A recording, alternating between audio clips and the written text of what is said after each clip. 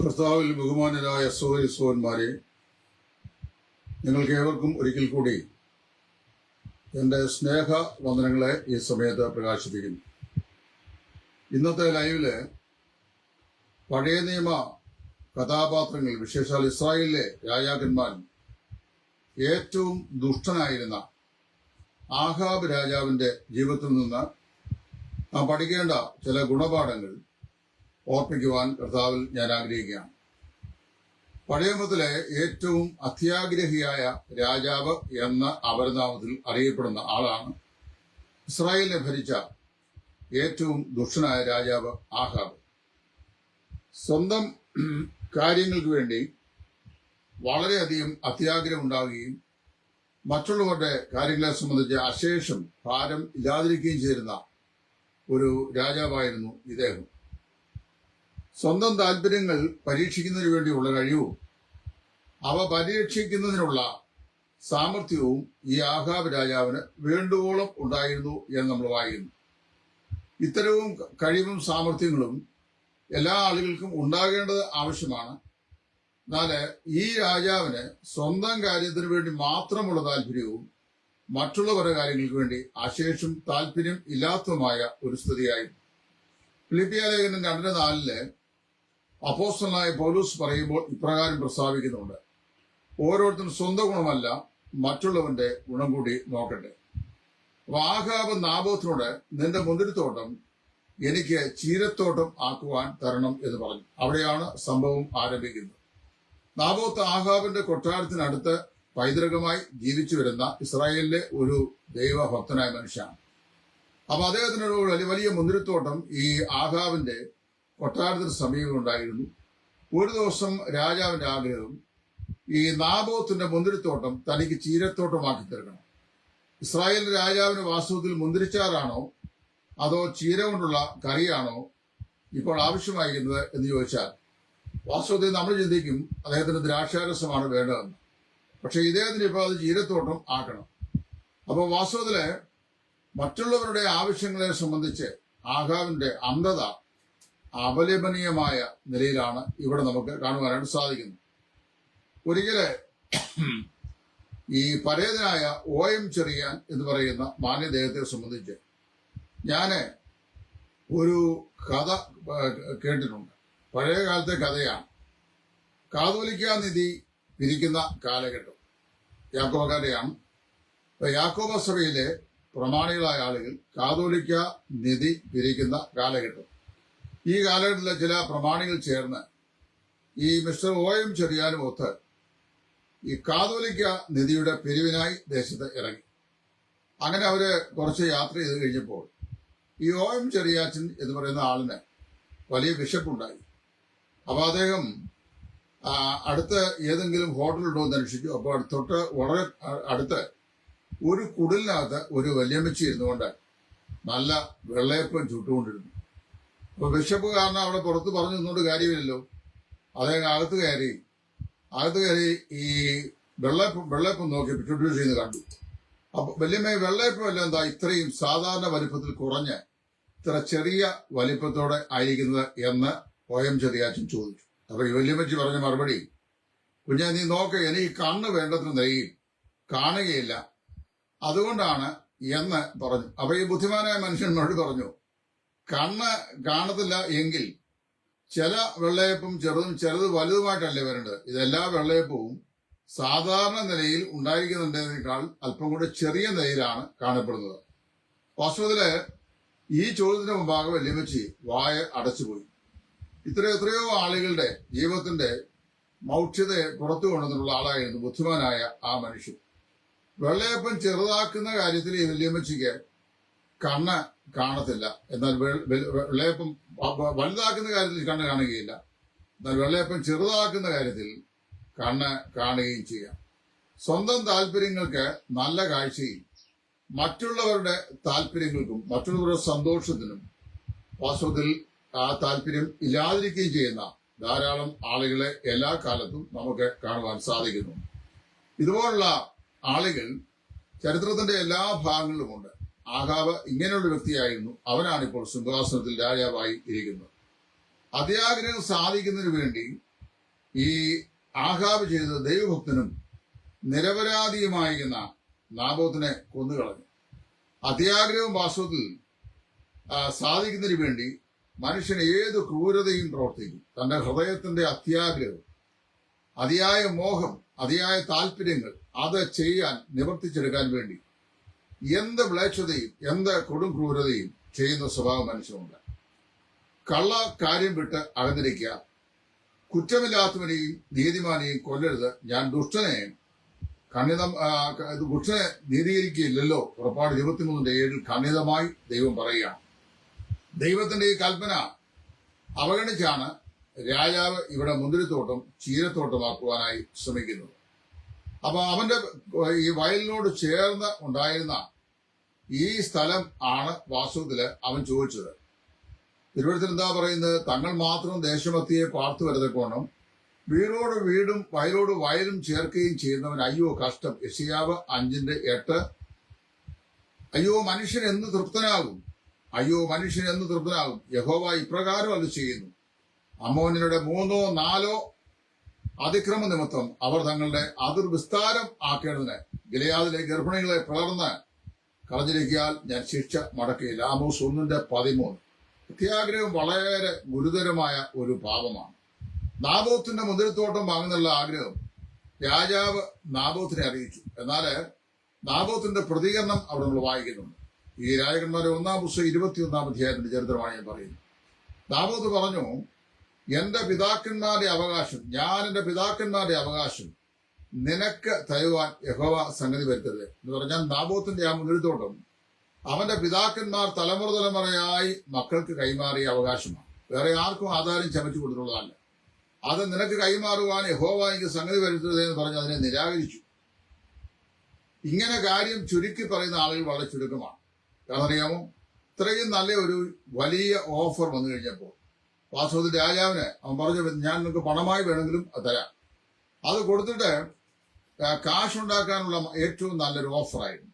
പക്ഷെ ആ ഓഫർ ഇവിടെ നാം വായിക്കുന്ന വിനയപൂർവ്വം നാബോത്ത് നിരാകരിച്ചു. കാരണം അവന്റെ കയ്യിലിരിക്കുന്ന ഈ മുന്തിരിത്തോട്ടം അവന്റെ പിതാക്കന്മാർ പൈതൃകമായി അവന് കൈ കൊടുത്ത അവകാശമാണ്. ഇസ്രായേൽ മക്കളുടെ അവകാശം ഒരു ഗോത്രത്തിൽ നിന്ന് മറ്റൊരു അവകാശത്തിലേക്ക് മാറരുത്. ഇസ്രായേൽ മക്കളിൽ ഓരോരുത്തരും താന്താന്റെ പിതൃഗോത്രത്തിന്റെ അവകാശങ്ങളോട് ചേർന്നിരിക്കണമെന്ന് സംഖ്യാപുസ്തകം 36:7 നമ്മൾ വായിക്കുന്നു. അവിടെ ചേർന്നിരിക്കുക എന്നതിന് ക്ലീവ് എന്ന് വരുന്ന പദമാണ് ഉപയോഗിച്ചിരുന്നത്. പറ്റിച്ചേരുക എന്നർത്ഥം. നീ സത്യം വിൽക്കുകയല്ല വാങ്ങുകയത്രേ വേണ്ടത്. ജ്ഞാനവും പ്രബോധനവും വിവേകവും അങ്ങനെ തന്നെ. സദൃശവാക്യങ്ങളുടെ പുസ്തകം 23:23. സത്യത്തിനു വേണ്ടി നിന്നവൻ ഒടുവിൽ നഗ്നനായി എന്ന് കർണാടക സ്റ്റേറ്റിൽ ഒരു ചൊല്ലുണ്ട്. അതുപോലെ സത്യത്തിനു വേണ്ടി നിൽക്കുന്ന ആളുകൾക്ക് കഷ്ടവും അപമാനവും ത്യാഗവും മരണവും ഒക്കെ ജീവിതത്തിൽ ഒരുപക്ഷെങ്കിൽ സംഭവിക്കാം. മാനസികമോ ശാരീരികവുമായിട്ടുള്ള ദണ്ഡനവും ഒരുപക്ഷെങ്കിൽ സംഭവിക്കാം. നാബോത്തിന്റെ നിരാകരണം ആഹാബിലുണ്ടാക്കിയ പ്രതികരണം വളരെ വലുതായിരുന്നു. എന്റെ പിതാക്കന്മാരുടെ അവകാശം ഞാൻ നിനക്ക് കൈമാറുവാൻ അവസരം ഉണ്ടാകരുത്, യഹോവ അതിന് അവസരം ഉണ്ടാക്കരുത് എന്നാണ് അവൻ പ്രാർത്ഥിച്ചത്.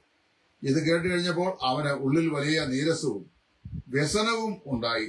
തന്റെ അരമനയിലേക്ക് ചെന്ന് ഭക്ഷണമൊന്നും കഴിക്കാതെ അവൻ തന്റെ മെത്തമേൽ കയറി കിടന്നു. ഏത് കാരണവും ചൊല്ലിയും വ്യസനവും അതുപോലെ തന്നെ ക്ഷീണവും വിരോധവും ഉണ്ടാകുന്ന ആളുകൾ അപൂർവമായിട്ടെങ്കിലും ദൈവജനത്തിന്റെ ഇടയിലുമുണ്ട്. തങ്ങളുടെ സ്വന്തം ഇഷ്ടങ്ങൾ സാധിച്ചു, അത് പക്ഷേ ദൈവഹിതമായിരിക്കുകയില്ല, ദൈവവചനാനുസൃതമായിരിക്കുകയില്ല, കർത്താവിന് ഇഷ്ടമുള്ളതായിരിക്കുകയില്ല, ദൈവസഭയ്ക്ക് ഭൂഷണമായതും ആയിരിക്കുകയില്ല. എങ്കിലും തങ്ങളുടെ ഇഷ്ടം സാധിച്ചു കൊടുക്കുന്നില്ല എങ്കിൽ, അല്ലെങ്കിൽ തങ്ങളുടെ ഇഷ്ടപ്രകാരം പെരുമാറുന്നില്ല എങ്കിൽ, അപ്പോൾ തന്നെ വ്യസനവും നീരസവും കൊണ്ട് വളരെ ബുദ്ധിമുട്ടുണ്ടാകുന്ന ധാരാളം ആളുകൾ ഉണ്ട്. അപ്പോൾ രാജകന്മാരുടെ 1-ാം പുസ്തകം 20-ാം അധ്യായം ആഹാബിന്റെ നീരസം എന്നിവയോടുകൂടിയാണ് അവസാനിക്കുന്നത്. കാരണം എന്താണെന്ന് നമുക്ക് ആരാഞ്ഞ് അന്വേഷിച്ചാൽ മനസ്സിലാക്കുവാനായിട്ട് സാധിക്കും. എന്താണ് കാരണം? യഹോവ ഇപ്രകാരം അരുളി ചെയ്യുന്നു, നാശത്തിനായി ഞാൻ നിശ്ചയിച്ച ആളെ നീ വിട്ടയച്ചതുകൊണ്ട് നിന്റെ ജീവൻ അവന്റെ ജീവനും നിന്റെ ജനം അവന്റെ ജനത്തിനും പകരമായിരിക്കും എന്ന് പറഞ്ഞു. 1 രാജാക്കന്മാർ 20:42. നാശത്തിനായി ദൈവം ഏൽപ്പിച്ചു കൊടുത്തവനെ വിട്ടയച്ചു കളഞ്ഞു. ദൈവത്തിന്റെ അരുളപ്പാടുകൾ നീരസപ്പെടുകയും അതുപോലെ തന്നെ വ്യസനിക്കപ്പെടുകയും ചെയ്യുന്നത് വലിയ ഒരു തെറ്റാണ്. ആഹാബ് ചെയ്ത ഏറ്റവും വലിയ തെറ്റും അതാണ്. ദൈവമല്ല, ദൈവത്തിന് ഒരിക്കലും തെറ്റുപറ്റുകയില്ല. വാസ്തവത്തിൽ ഈ തെറ്റ് ചെയ്തത് ആഹാബാണ്, ദൈവമല്ല. ദൈവത്തിന് ഒരിക്കലും തെറ്റുപറ്റുകയില്ല. അരി തട്ടിക്കളഞ്ഞതും പോരാ, ആശാരി പെണ്ണെ കടിച്ചതും പോരാ, പിന്നെയും നായ്ക്ക് തന്നെ മുറിവുറുപ്പതൊരു ചൊല്ല് നമ്മുടെയൊക്കെ ഈ സെൻട്രൽ ട്രാവൻകൂറിലുണ്ട്. വാസ്തവത്തില് തെറ്റ് ചെയ്തത് ആഹാബാണ്, വ്യസനമുണ്ടായത് ആഹാബിനാണ്, നീരസമുണ്ടായതും ആഹാബിനാണ്.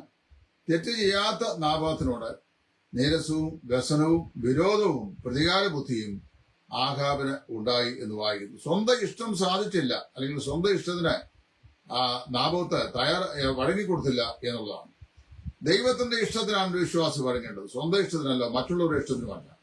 മറ്റുള്ളവരുടെ ഇഷ്ടങ്ങൾക്ക് ധാരാളം ഉണ്ടാകാം, സ്വന്തം ഇഷ്ടവും അനവധി ഉണ്ടാകാം. ദൈവ ഇഷ്ടം എന്ന് പറയുന്നു, എന്ത് ചിന്തിക്കുന്നു എന്ന് ചിന്തിക്കുക.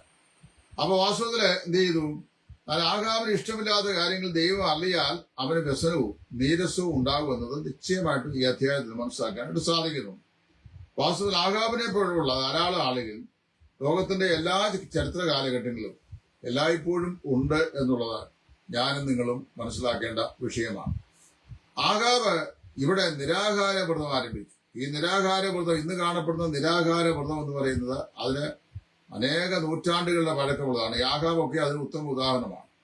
നേരെയുള്ള മാർഗത്തിൽ കൂടി നാബോത്തിന്റെ മുന്തിരിത്തോട്ടം കൈവശപ്പെടുത്താൻ സാധിക്കത്തില്ല എന്ന് കണ്ടപ്പോൾ നാം വായിക്കുന്നത് അവന്റെ ഭാര്യയായ ഇസബേല് രംഗത്ത് വന്നു. ആ ഭാര്യ ഇസബേൽ അവനോട്, നീ ഇന്ന് ഇസ്രായേലിൽ രാജ്യഭാരം വഹിക്കുന്നുവോ? എഴുന്നേറ്റ് ഭക്ഷണം കഴിക്കുക, നിന്റെ മനസ്സ് തെളിയട്ടെ. ഇസ്രായേലിനായ നാബോത്തിന്റെ മുന്തിരിത്തോട്ടം ഞാൻ നിനക്ക് തരും എന്ന് പറഞ്ഞു. 1 രാജാക്കന്മാർ 21:7. ആഹാബ് ചോദിച്ചിട്ട് കൊടുത്തില്ല. അവന്റെ ഭാര്യ എഴുന്നേറ്റ് പറഞ്ഞു, നീ എന്തിനാ ഇങ്ങനെ വ്യസനിക്കുന്നത്? നീ എന്തിനാ ഇങ്ങനെ ആകുലപ്പെടുന്നത്? എന്തിനാണ് ഇങ്ങനെ നിരസപ്പെടുന്നത്? നീ ഇസ്രായേലിന്റെ രാജാവല്ലേ? എഴുന്നേറ്റ് ഭക്ഷണം കഴിച്ച് ബലപ്പെടുക, ഞാൻ ആ വസ്തു, ആ തോട്ടം നിനക്ക് വാങ്ങിത്തരും എന്ന് പറഞ്ഞു. അപ്പൊ വാസ്തവത്തിൽ സദൃശവാക്യം 31:10 സാമർത്ഥ്യമുള്ള ഭാര്യയെ ആർക്ക് കിട്ടും? അവളുടെ വില മുത്തിലും വിലയരുത് എന്ന് പറഞ്ഞിട്ടുണ്ട്.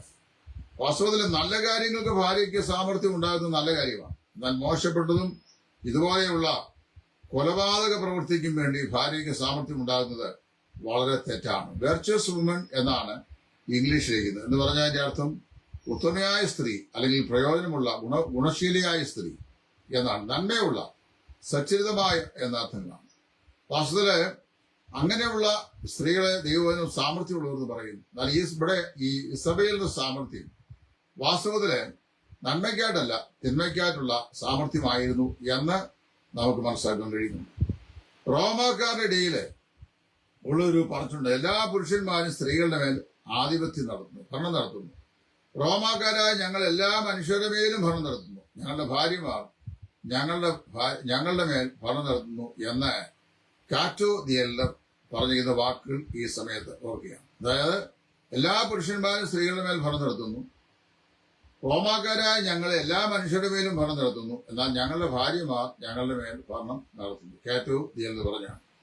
ദൈവത്തിന്റെ കൽപ്പന പ്രകാരം ഏലിയ പ്രവാചകൻ കൊലപാതകിയായിരുന്ന ആഹാബിനെ സമീപിച്ചു. അപ്പോൾ ആഹാബ് ഏലിയാവോട്, എന്റെ ശത്രുവേ, നീ എന്നെ കണ്ടെത്തിയോ എന്ന് പറഞ്ഞു. രാജാവ് പ്രവാചകനെ എന്റെ ശത്രുവേ എന്നാണ് സംബോധന ചെയ്യുന്നത്. ഏലിയാവ് യാതൊരു ശത്രുതയും ആഹാബിനോട് ആകട്ടെ അവന്റെ ഗ്രഹത്തോടാകട്ടെ ഒരിക്കലും ചെയ്തിട്ടില്ല. എന്ന് മാത്രമല്ല, ഈ കുറ്റാരോപണം 100% വ്യാജമാണ്. ശൗൽ ദാവീദിനെ ശത്രുവായിട്ട്, വൈരിയായിട്ടാണ് കാണുന്നത്. എന്നാൽ ദാവീദ് ഒരിക്കലും ശൗലിനെ ഒരു കുറ്റവാളിയായി അല്ലെങ്കിൽ വൈരിയായി കാണുന്നില്ല. അവനെ കൊല്ലാനുള്ള അവസരം ലഭിച്ചിട്ട് പോലും ആ കനകാവസരം അവൻ കൈമോശപ്പെടുത്തുകയാണ് ചെയ്തത്. അപ്പൊ ഇവിടെ എന്റെ ശത്രുവേ എന്ന് ഈ ആഹാബ് പ്രവാചകനെ വിളിക്കുന്നു. അങ്ങനെയിരിക്കെ നിങ്ങളോട് സത്യം പറഞ്ഞുകൊണ്ട് ഞാൻ നിങ്ങൾക്ക് ശത്രുവായി പോയോ എന്ന് ഗലാത്യരോട് ദൈവകൃപ വിട്ട് ന്യായപ്രമാണത്തിലേക്ക് വഴുതിപ്പോകുന്ന ഈ യഹൂദ വിശ്വാസത്തിൽ നോക്കിക്കൊണ്ട് അപ്പോസ്തലൻ പറഞ്ഞു. പൗലോസ് അപ്പോസ്തലൻ ഗലാത്യ ക്രിസ്ത്യാനിയോട് ചോദിച്ച ചോദ്യമാണ് ഞാൻ വേണ്ടി പറഞ്ഞു. അവൻ ശത്രുവാകാൻ മറ്റൊരു കാരണം ഉണ്ടായിരുന്നില്ല, സത്യം പറഞ്ഞു എന്നുള്ളതാണ്. എന്ന് പറഞ്ഞു കഴിഞ്ഞാൽ ന്യായപ്രമാണത്തിന്റെ പ്രവൃത്തികളാലല്ല, കർത്താവായ യേശു ക്രിസ്തുവിന്റെ കൃപയാലത്രേ പാപി നീതീകരിക്കപ്പെടുന്നത് എന്നുള്ള സത്യം ഗലാത്യയിലെ വിശ്വാസികളോട്, യഹൂദ വിശ്വാസികളോട് പൗലോസ് പറഞ്ഞത് അവർക്ക് ഇടർച്ചയായി തീരുകയും അവർ വാസ്തവത്തില് അതിന് ശത്രുതയ്ക്ക് കാരണമായി തീരുകയും ചെയ്തു. പണ്ട് ഒരിക്കൽ ഞങ്ങളുടെ അയൽവക്കത്തുള്ള ഒരു മനുഷ്യൻ അദ്ദേഹം എല്ലാ ദിവസവും കാണുകയും കുശലം പറയുകയും അത്യാവശ്യമായി കാര്യങ്ങൾ പറഞ്ഞ് ചിരിക്കുകയും ഒക്കെ ചെയ്യുമായിരുന്നു. ഒരു ദിവസം വൈകിട്ട് ആ വീട്ടിൽ ആ ഭർത്താവും ഭാര്യയും തമ്മിൽ അല്പമല്ലാത്തൊരു ശണ്ടയുണ്ടായി. ഭർത്താവ് ഭാര്യയെ വല്ലാതെ ദേഹോപദ്രവം ചെയ്തു.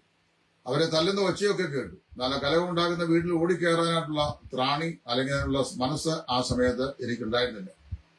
പിറ്റേ ദിവസം രാവിലെ അദ്ദേഹത്തെ പതിപോലെ കണ്ടപ്പോൾ അദ്ദേഹം എന്റെ മുഖത്ത് നോക്കുന്നില്ല, പുഞ്ചിരിക്കുന്നില്ല, യാതൊരു നിലയിലും അദ്ദേഹം സംസാരിക്കുന്നില്ല. എന്താ കാരണം എന്നറിയാമോ?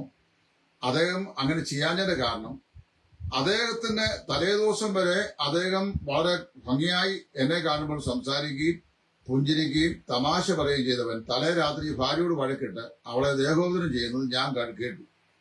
പിറ്റേ ദിവസം രാവിലെ വന്നപ്പോൾ എന്റെ മുഖത്ത് നോക്കാൻ അദ്ദേഹത്തിന് പ്രയാസം. അതുകൊണ്ടാണ് അദ്ദേഹം എന്റെ മുഖത്ത് നോക്കാഞ്ഞത്, അത് സംസാരിക്കാഞ്ഞത്. തെറ്റ് ചെയ്തവൻ അദ്ദേഹം, പക്ഷേ ശത്രുവായി കണ്ടത് എന്നെ, നിരപരാധിയാകുന്ന എന്നെ. ഇത് തന്നെയാണ് ഈ ഗലാത്യരോട് പൗലോസ് പറയുന്നത്. ഞാൻ സത്യം നിങ്ങളോട് തുറന്നു പറയാൻ നിങ്ങൾക്ക് ഞാൻ ശത്രുവായി പോയി. ദുർനടപ്പിന്റെ അതേ കവിച്ചിൽ നിങ്ങൾ അവരോട് ചേർന്ന് നടക്കാതിരിക്കുന്നത് അപൂർവം എന്ന് വെച്ച് അവർ ദുഷിക്കുന്നു. 1 പത്രോസ് 4:4. ഞാൻ നന്മ പിന്തുടരുകയാൽ അവർ എനിക്ക് വിരോധികളായി നന്മയ്ക്ക് പകരം തിന്മ ചെയ്യുന്നു. സങ്കീർത്തനങ്ങൾ 38:20. ഇതൊരു സ്റ്റഡിയാണ്. ആഹാബിന്റെയും ഇസബേലിന്റെയും ദാമ്പത്യ ജീവിതത്തിലേക്ക് ഒരിക്കൽ കൂടി നമ്മൾ എത്തി നോക്കിയാൽ നമുക്കൊരു കാര്യം മനസ്സിലാക്കാൻ കഴിയും. യഹോവയ്ക്ക് അനിഷ്ടമായുള്ളത് ചെയ്യുവാൻ തന്നെത്താൻ വിറ്റുകളഞ്ഞ ആഹാബിനെ പോലെ ആരും ഉണ്ടായിട്ടില്ല. അവന്റെ ഭാര്യ ഇസബേൽ അവനെ അതിനായി ഉത്സാഹിപ്പിച്ചിരുന്നു. പല വീടുകളിലും ഭർത്താവ് വളരെ ഗുണശീലനാണെങ്കിൽ ഭാര്യ അല്പം മോശക്കാരിയായിരിക്കും. വേറെ ചില വീടുകളിൽ ഭാര്യ നല്ല വിശാല ഹൃദയമുള്ള സ്ത്രീയാണെങ്കിൽ ഭർത്താവ് അല്പം ഇടുക്കമുള്ളവനായിരിക്കും. ചുരുക്കം ചില വീടുകളിൽ ഭർത്താവും ഭാര്യയും കർത്താവിനെ സ്നേഹിക്കുന്നവരും ആത്മീകരും ഒരുപോലെ മുമ്പോട്ട് പോകുന്നവരായിട്ടുള്ള ആളുകളും ആയിരിക്കും. ഇവിടെ നമ്മൾ വായിക്കുന്നത് യഹോവയ്ക്ക് അനിഷ്ടമായിട്ട് ചെയ്യുവാൻ തന്നെത്താൻ വിറ്റ് കളഞ്ഞ ആഹാബിനെ പോലെ ആരും ഉണ്ടായിട്ടില്ല. തന്നെ തന്നെ വിറ്റ് കളഞ്ഞ മനുഷ്യനായി. അവന്റെ ഭാര്യ അവനെ പ്രോത്സാഹിപ്പിക്കുന്നു. ഞാൻ പറയട്ടെ, ഭർത്താക്കന്മാരോട് നല്ല കാര്യം ചെയ്യുമ്പോൾ ചെയ്യാൻ പാടില്ല എന്ന് പറഞ്ഞ് ഭാര്യ വിലക്കുന്ന ഭാര്യയാണെങ്കിൽ അത്തരം ഭാര്യമാര് ഇസബേലിന്റെ പിന്തുടർച്ചക്കാരായ ആളുകളാണ്. നന്മ ചെയ്യുന്നതിൽ മുടക്കുന്ന ആളുകളാണ്. അങ്ങനെ ചെയ്യുന്ന ആളുകളുണ്ട്. വാസ്തവത്തില് വല്ലപ്പോഴും ഒരു പാപം ചെയ്യുന്ന വളരെ ആളുകളുണ്ട്. അവരെ മര്യാദ പാപികൾ എന്ന് വേണമെങ്കിൽ നമുക്ക് നാമകരണം ചെയ്യാം. വല്ലപ്പോഴും ഒക്കെ പാപം ചെയ്യുന്നവരാണ്. എന്നാല് നീ ഒന്നെങ്കിൽ നല്ല പാപിയായിരിക്കണം അല്ലെങ്കിൽ നല്ല ക്രിസ്ത്യാനി ആയിരിക്കണം എന്ന് ലോകപ്രശസ്തനായ സുവിശേഷൻ ഡി.എൽ. മോഡി അദ്ദേഹത്തിന്റെ പ്രസംഗത്തിൽ പറഞ്ഞത് ഈ സമയത്ത് ഞാൻ ഓർത്തു പോവുകയാണ്. നിർഭാഗ്യവശാൽ കോടിക്കണക്കായ ക്രൈസ്തവ വിശ്വാസികൾ അവർ നല്ല പാപികളുമല്ല, നല്ല ക്രിസ്ത്യാനികളും അല്ല എന്നുള്ള നിലയിലേക്ക് ജീവിച്ചു പോകുന്നു. പപ്പാതിയായ ആളുകൾ. അവന്റെ ഭാര്യ അവളെ അതിനായി ഉത്സാഹിപ്പിച്ചിരുന്നു എന്നതിന് ഓതറൈസ്ഡ് ബൈബിൾ, ഇംഗ്ലീഷ് ഓതറൈസ്ഡ് വേർഷനിൽ ഷീ സ്റ്റേർഡ് ഹിം അപ്പ് എന്നാണ് എഴുതുന്നത്. എന്ന് പറഞ്ഞാല് അവനെ അർജ് ചെയ്തു, പ്രേരിപ്പിച്ചു പോന്നു എന്നാണ്. ഒരു കണ്ടിന്യൂസ് ടെൻസാണ്, നിരന്തരമായി അങ്ങനെ ചെയ്തു പോകുന്നു. JNRB അങ്ങനെയാണ് അത് തടഞ്ഞു വച്ചിരിക്കുന്നത്. ഭർത്താക്കന്മാർ അരുതാത്ത കാര്യം ചെയ്യുമ്പോൾ അങ്ങനെ ചെയ്യരുത് എന്ന് പറയാൻ ദൈവഭക്തിയായ ഭാര്യയ്ക്ക് സാധിക്കണം. ഭാര്യ അങ്ങനെ ചെയ്താൽ ഭർത്താവിനും പറയാനായിട്ട് സാധിക്കണം. രണ്ടുപേരും ഒന്നിച്ച് ദൈവത്തിന് ഇഷ്ടമായി പ്രവർത്തിക്കണം. പക്ഷെ ഇവിടെ അങ്ങനെയല്ല വായിക്കുന്നത്. അവനെ അതിനായി ഉത്സാഹിപ്പിച്ചു, തള്ളിവിട്ടു. ആ പ്രവൃത്തി ചെയ്യാനായിട്ട് അവനെ അതിലേക്ക് തള്ളിവിട്ടു എന്ന് വായിക്കുന്നു. അവൾ ഭർത്താവിനെ ഇളക്കി, ഉത്തേജിപ്പിച്ചു, തള്ളിവിട്ടു, പ്രേരിപ്പിച്ചു, നിർബന്ധിച്ചു. എന്തിന്? നന്മ ചെയ്യാനല്ല, നിരപരാധിയായ നാബോത്തിനെ കൊന്നുകളയാനായിട്ട്. അങ്ങനെ നിരപരാധിയായ നാബോത്തിനെ കൊന്നുകളഞ്ഞു. അനനിയാസും സഫീറയും ചെയ്ത പ്രവൃത്തി 5 കൊണ്ട് വായിക്കുന്നുണ്ട്. കർത്താവിന്റെ ആത്മാവിനെ പരീക്ഷിപ്പാൻ നിങ്ങൾ തമ്മിൽ ഒത്തത് എന്ത് എന്നാണ് പത്രോസ് ചോദിച്ചത്. കാര്യം അവർ ഇരുവരും വസ്തു വിറ്റ ശേഷം കുറച്ച് പൈസ ഒന്നിച്ച് ആലോചിച്ച് മാറ്റിവെച്ചു. അപ്പൊ വാസ്തവത്തിൽ എന്താ സംഭവിച്ചത്? ആഹാബ് ഇസ്രായേലും തമ്മിൽ ഇതുപോലെയായിരുന്നു. അവര് നാബോത്തിനെ കൊല്ലാനായിട്ട് ഒത്തുചേർന്നു. പരമ ദുഷ്ടനായ ആഹാബ് ദൈവത്തിന് മുമ്പാകെ കുറെ കഴിഞ്ഞപ്പോൾ തന്നെത്താൻ താഴ്ത്തി. അപ്പൊ ദൈവം അവന്റെ ദുഷ്ടതയ്ക്ക് തക്കവണ്ണം അവന് സമ്മാനം കൊടുത്തു. കുറെ കഴിഞ്ഞപ്പോൾ ദൈവം അവനെ തൊടാൻ തുടങ്ങിയപ്പോൾ അവന് ദൈവസ്ഥൽ തന്നെത്താൻ താഴ്ത്തി. ഇന്ന് നിഗളികളായി കഴുത്ത് നീട്ടി അഹങ്കരിച്ച് ആരെയോടും എനിക്ക് എന്ത് യുദ്ധവും ചെയ്യാം എന്നുള്ള നിലയിൽ അഹംഭാവത്തോടും അഹങ്കാരത്തോടും കൂടെ നടക്കുകയും പ്രവർത്തിക്കുകയും ചെയ്യുന്ന പല ആളുകളെയും ദൈവത്തിന്റെ കരങ്ങൾ ഒന്ന് സ്പർശിച്ചു കഴിഞ്ഞാൽ ഒന്ന് താഴും. ദുഷ്ടനായ ആഹാബ് ദൈവത്തിന് മുമ്പാകെ തന്നെത്താൻ താഴ്ത്തിയപ്പോൾ യഹോവ ഏലിയാവിനോട് പറഞ്ഞു, തിശ്ബിരാവ് ഏലിയാവിനോട് പറഞ്ഞു, ആഹാബ് എന്റെ മുമ്പാകെ തന്നെത്താൻ താഴ്ത്തിയത് കണ്ടു. അവനെന്റെ മുമ്പാകെ തന്നെത്താൻ താഴ്ത്തിയതുകൊണ്ട് ഞാൻ അവന്റെ ജീവകാലത്ത് അവൻ അനർത്ഥം വരുത്തുകയില്ല. എന്നാൽ അവന്റെ മക്കളുടെ കാലത്ത് ഞാൻ ഈ അനർത്ഥം അവരുടെ മേൽ വരുത്തും. അത് ആഹാബ് ഗ്രഹത്തിന് മേൽ വരുത്തും എന്ന് പറഞ്ഞു. പഴയ നിയമകാലത്തൊക്കെ പിതാക്കന്മാർ ചെയ്യുന്ന അകൃത്യത്തിന്റെ ഫലം മൂന്നാമത്തവും നാലാമത്തവും തലമുറ വരെ മക്കളുടെ മേൽ സന്ദർശിക്കും എന്ന് പുറപ്പാട് പുസ്തകത്തിലും ആവർത്തന പുസ്തകത്തിലും എഴുതിയിട്ടുണ്ട്. അങ്ങനെ സന്ദർശിക്കുകയും ചെയ്തിട്ടുണ്ട് അതിക്രമം ചെയ്യുന്നവരെ. പുതിയ നിയമത്തിൽ അത് ബാധകമല്ല എന്ന് വാദിക്കുന്ന ആളുകളുണ്ട്. എങ്കിലും നമ്മള് നിരപരാധിയായ ആളിനെ അകാരണമായി വ്യസനിപ്പിക്കുകയും അവനെ നഷ്ടം വരുത്തുകയും കഷ്ടത ഉണ്ടാക്കുകയും അവനെ നശിച്ചു പോകാൻ തക്കവണ്ണം നമ്മൾ പ്രവർത്തിക്കുകയും ചെയ്താൽ പഴയ നിയമത്തിൽ പറഞ്ഞ പോലെ മൂന്നാമത്തവും നാലാമത്തുമായ തലമുറ വരെ ഈ പിതാക്കന്മാരുടെ അകൃത്യം ഒരുപക്ഷെ സന്ദർശിച്ചില്ല എങ്കിലും നാം ചെയ്യുന്ന ദോഷം നമ്മുടെ തലമുറകളിലേക്ക് ദോഷമായി ബാധിക്കും എന്നതിന് പല തെളിവുകളും നമ്മുടെ ചരിത്രത്തിൽ തന്നെ നമുക്ക് കാണാൻ കഴിയുന്നുണ്ട്. ആഹാബിന്റെ ജീവിതത്തിൽ നിന്ന് നമുക്ക് പഠിക്കാൻ കഴിയുന്ന ചില പാഠങ്ങളുണ്ട്. എന്തൊക്കെയാണ്? മനുഷ്യൻ ഉള്ളതുകൊണ്ട് തൃപ്തിപ്പെടണം. ഇസ്രായേലിന്റെ രാജാവാകുന്ന ആഹാബിന് അവന്റെ അരമനയും അവന്റെ ജനവും അവന്റെ രാജ്യവും കൊണ്ട് തൃപ്തിപ്പെടണമായിരുന്നു. മറ്റൊരുത്തന് നിരപരാധിയായ ഒരുത്തന്റെ പൈതൃകാവകാശമായ അവന്റെ പിതാക്കന്മാർ അവന് കൈമാറിയ അവകാശ ഭൂമിയിലെ മുന്തിരിത്തോട്ടം ചീരത്തോട്ടമാക്കാൻ അവൻ ആഗ്രഹിച്ചത് അത്യാഗ്രഹം ആയിരുന്നു. ഉള്ളതുകൊണ്ട് തൃപ്തിപ്പെടുകയും ഞാൻ നിങ്ങളെ ഒരു നാളും കൈവിടുകയില്ല, ഉപേക്ഷിക്കുകയില്ല എന്നാണ് എബ്രായർ 13:5 നമ്മൾ വായിക്കുന്നത്. കേവലം തൃപ്തിപ്പെട്ടാൽ മാത്രം പോരാ, സമ്പൂർണമായും നാം തൃപ്തിയുള്ളവരായി തീരേണ്ടത് ആവശ്യമാണ്. നിങ്ങൾ സകല കൃപയും പൗലോസ് പറയാം ഈ കൊരിന്ത്യരോട് പറയുമ്പോൾ, നിങ്ങൾ സകലത്തിൽ എപ്പോഴും പൂർണ്ണ തൃപ്തിയുള്ളവരായി സകല സൽപ്രവൃത്തിയിലും പെരുകി വരുമാറ് നിങ്ങൾ സകല കൃപയും പെരുക്കുവാൻ ദൈവം ശക്തനാകുന്നു. 2 കൊരിന്ത്യർ 9:8. പൂർണ്ണ തൃപ്തി പോരാ, എപ്പോഴും പൂർണ്ണ തൃപ്തി വേണം. റോമാ സാമ്രാജ്യത്തിന്റെ അന്നത്തെ അതിർത്തി കൊണ്ട് തൃപ്തരായി തീരുവാൻ ഒരിക്കൽ അഗസ്റ്റസ് കൈസർ തന്റെ ജനത്തോട് കൽപ്പിച്ചതായി നമ്മൾ വായിക്കുന്നു. ലോകഭരണം സംതൃപ്തി അടഞ്ഞ ഒരു രാഷ്ട്രങ്ങളെ പരമേൽപ്പിക്കണം എന്ന് ഇംഗ്ലണ്ടിലെ യുദ്ധകാലത്ത് വിൻസ്റ്റൺ ചർച്ചിൽ, അദ്ദേഹം ജനത്തിന്റെ നേതാവായിരുന്നു, ലോക ഭരണം സംതൃപ്തി അടഞ്ഞ രാഷ്ട്രങ്ങളെ ഏൽപ്പിക്കണമെന്ന് വിൻസ്റ്റൺ ചർച്ചിൽ പറഞ്ഞു. വളരെ ബുദ്ധിയായ മോനായ മനുഷ്യനായിരുന്നു അദ്ദേഹം. ബുദ്ധിരാഷ്ട്രനായതുകൊണ്ട് സംതൃപ്തി അടഞ്ഞ രാഷ്ട്രങ്ങൾ ഏതെല്ലാം എന്ന് പറഞ്ഞില്ല, സംതൃപ്തി അടഞ്ഞ രാഷ്ട്രങ്ങളെ ഏൽപ്പിക്കണം എന്ന് മാത്രമേ പറഞ്ഞുള്ളൂ. ആരും അദ്ദേഹത്തോട് അത് ഏതെല്ലാം രാഷ്ട്രമാണെന്ന് ചോദിച്ചതുമില്ല. യാതൊരു രാഷ്ട്രത്തിനും വ്യക്തിക്കും വാസ്തവത്തിൽ സംതൃപ്തിയില്ല. സംതൃപ്തി ഇല്ലാഞ്ഞിട്ടല്ലേ ഓരോ രാജ്യവും അതിന്റെ അതിര് വിസ്തൃതമാക്കുവാനായി ശ്രമിക്കുന്നത്. സമാധാനമായി പാർക്കുന്ന ഇന്ത്യയുടെ ഈ അതിർത്തിയിൽ മിക്കവാറും പാകിസ്ഥാന്റെ നുഴഞ്ഞുകയറ്റക്കാരും വഴക്കുണ്ടാക്കുകയും നുഴഞ്ഞുകയറ്റം ചെയ്യുന്നതിനാണ്. ആ പാകിസ്ഥാൻ എന്ന് പറയുന്ന ആ രാജ്യത്തിന്റെ ഭൂപ്രവിശ്യയിൽ അവർ സംതൃപ്തരല്ല. പിന്നെ മറ്റൊരുത്തന്റെ രാജ്യത്തിന്റെ അംശവും കൂടെ എങ്ങനെയെങ്കിലും നുഴഞ്ഞു കയറി പിടിക്കുക എന്നുള്ളതാണ്.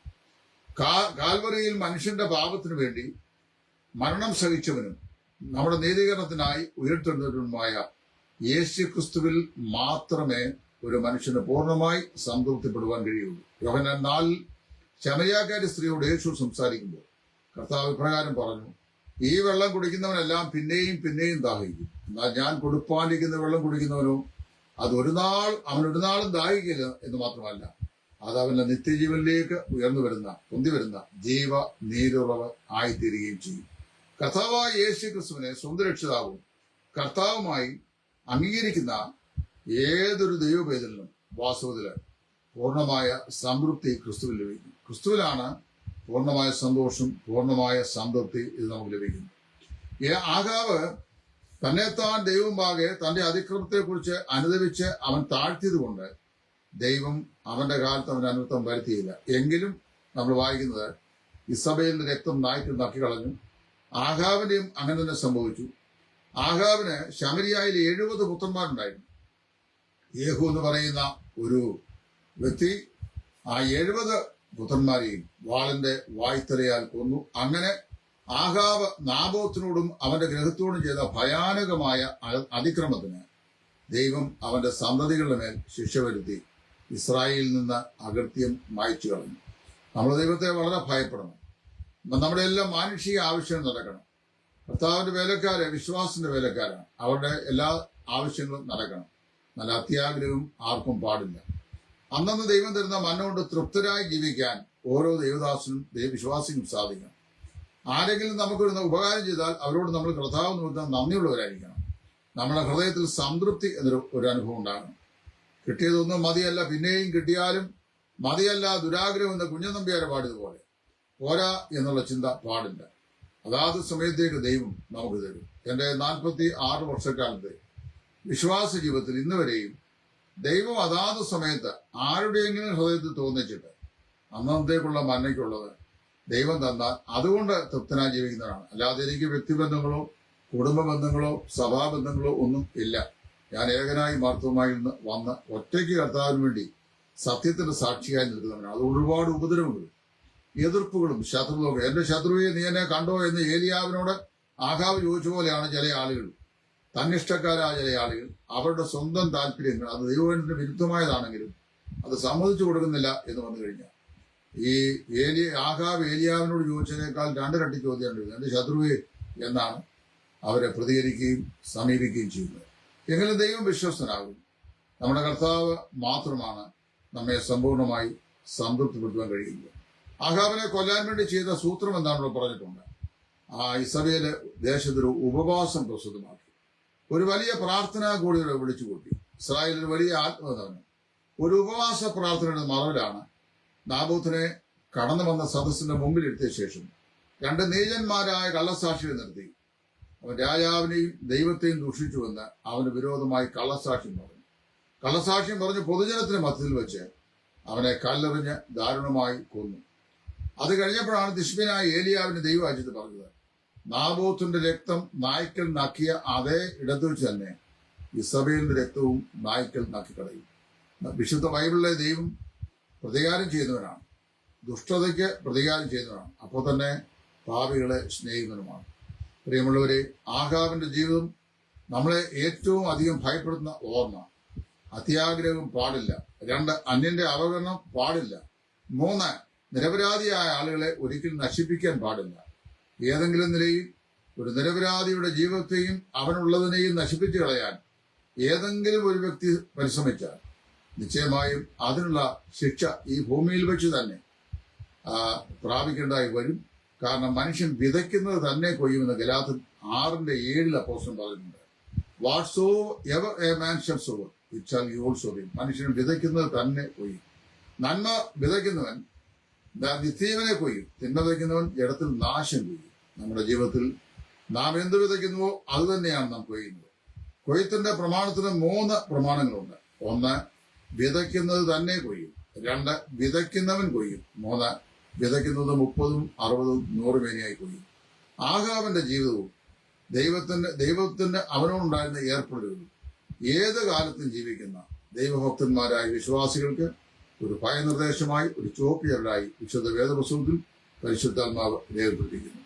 ദൈവത്തെ ഭയപ്പെട്ട് ആർക്കും ദോഷം ചെയ്യാതെ മറ്റൊരാൾ നശിച്ചു പോകുവാൻ നമ്മൾ മുഖാന്തരമായി തീരാതെ നമ്മൾ മറ്റൊരുത്തരുടെ നമ്മുടെ അവകാശമാക്കാൻ ശ്രമിക്കാതെ നമുക്ക് ദൈവത്തെ ഭയപ്പെട്ട് നമ്മുടെ ഈ അല്പായുസ് 70 അല്ലെങ്കിൽ 80 അതാണല്ലോ നമുക്ക് സന്തോഷത്തോടും സമാധാനത്തോടും സംതൃപ്തിയോടും ജീവിക്കാം.